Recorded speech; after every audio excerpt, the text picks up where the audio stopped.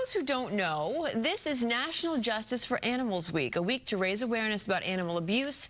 The initiative is a reminder to the public to report animal cruelty, advocate for stronger laws, and hold abusers accountable. In LA, there's also been an increase in pet abandonment. Here to talk about these issues is Nina Jackel. She's the founder of Lady Freethinker. It's a nonprofit organization that works to shine a light on this crisis. Good morning. Thanks for being with us. Good morning. Thank you so much for raising awareness about this issue. It's just so important. Yeah, so thank you for what you do. It is a crisis right now. It is a crisis, and we're really in this sort of perfect storm of situations that has added up to a disaster for pets. We have high costs of living, making it harder to afford pet food and veterinary bills.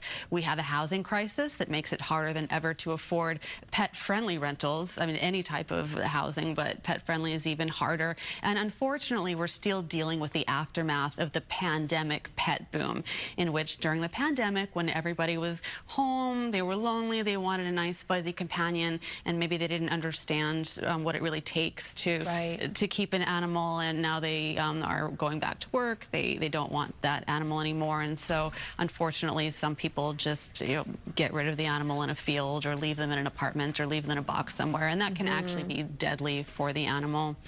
How big of a problem is it here in Los Angeles? It's a massive problem. There are no hard statistics because it's extremely hard to track exactly how many pets are abandoned.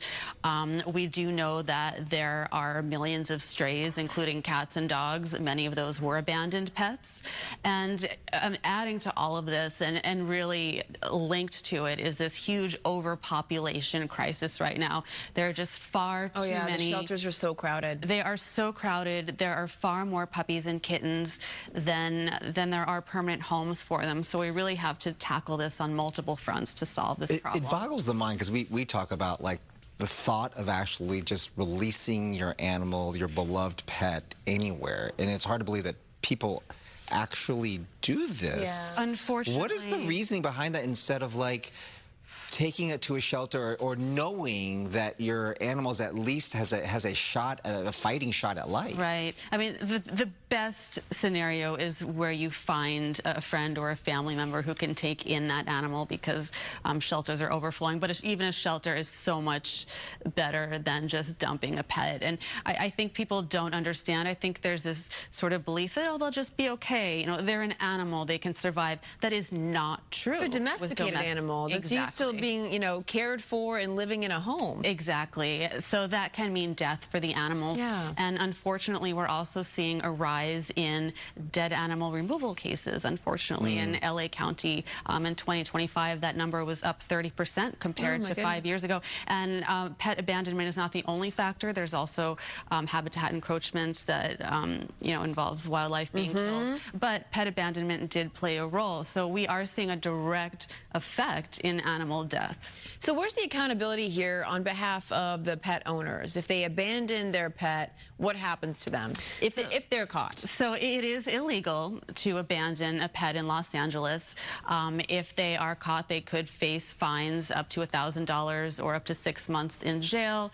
Unfortunately, many of them are not caught, but that's where all of us can really do our part. If you see an animal being abandoned, see kind of a shady situation by the side of the road where a dog is just being let out of a car, please do report it. What else can people do, and what does your organization do specifically to help the situation? Yeah, so we want to solve that overpopulation problem that is helping drive all of this. So we sponsor spay-neuter programs in communities where they're needed, where people might otherwise be unable to afford them. And we also raise awareness to please adopt, don't shop. We have breeders out there who are pumping more dogs into an already overflowing system.